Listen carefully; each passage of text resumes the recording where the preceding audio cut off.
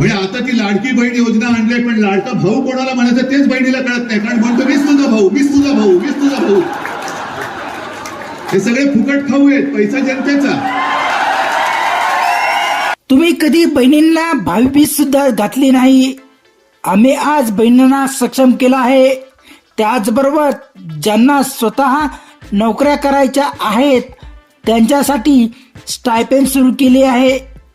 तुम्ही कधी याचा विचार केला नसल्याचं उद्धव ठाकरे यांनी केलेल्या टीकेला प्रत्युत्तर देताना शिक्षण मंत्री दीपक केसरकर यांनी म्हटलंय.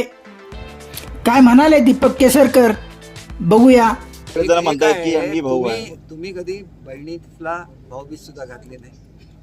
आम्ही आज बहिणींना सक्षम केलेलं आहे.